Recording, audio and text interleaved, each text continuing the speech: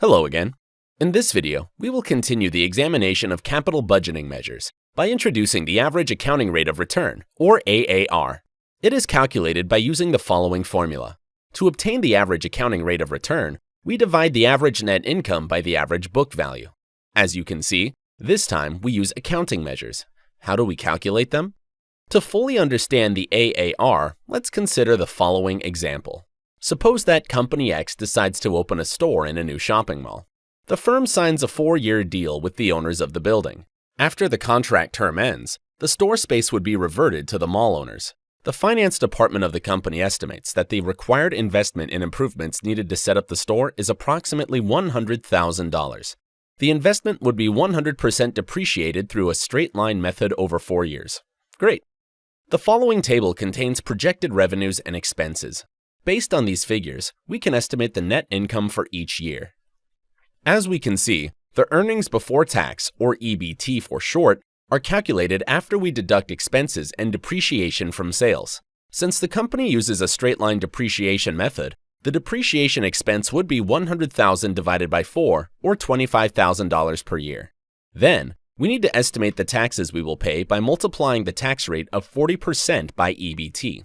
Finally, we calculate the net income by subtracting the taxes from EBT. Applying this approach for all 4 years of the project results in a cumulative net income of $42,000. Please, notice that the earnings before tax in year 4 are negative, or minus $15,000. This amount could be deducted against earnings on other projects. Thus, the tax bill is reduced by $6,000. Alright, now we divide the cumulative net income by the number of years of the project to obtain the average net income, which is $10,500.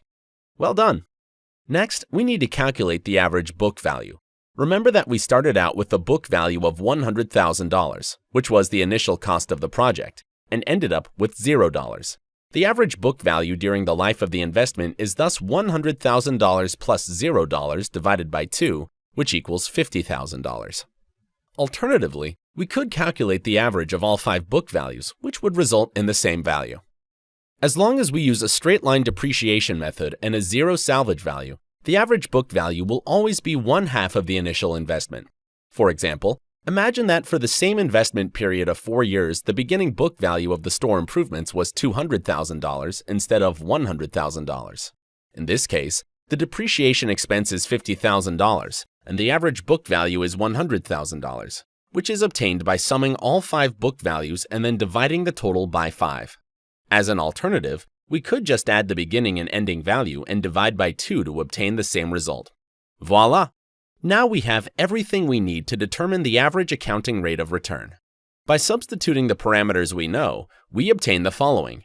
$10,500 divided by $50,000 results in an average accounting rate of return of 21%. Great! That wasn't that difficult, right? However, compared to the NPV rule, the average accounting rate is a technique that has some severe shortcomings. Let's see what they are. First of all, the AAR is not a rate of return in any meaningful economic sense because it ignores the time value of money.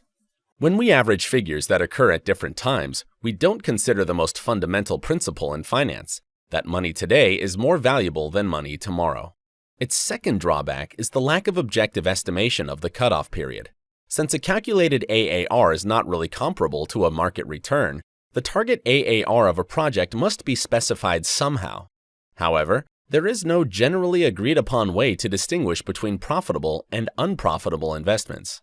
The third, and probably worst flaw of the AAR, is that it doesn't actually compare the right elements. Instead of cash flow and market value, it uses net income and book value. Both of these, however, are poor substitutes. The AAR doesn't tell us what the effect on share price would be from taking an investment, which means that it doesn't provide information about what an investor would be interested in. As you can see, there are serious drawbacks when using the average accounting rate of return. However, the measure has some positives as well. Its major advantage is that it's easy to calculate. In most cases, we will have available all the accounting information we need for both the project under consideration and the firm that is about to undertake it. In addition, using the AAR technique allows managers to understand quickly whether an investment opportunity is lucrative enough to justify making a further evaluation. As a rule of thumb, We should use the AAR in combination with the NPV and the IRR to avoid poor investment decisions.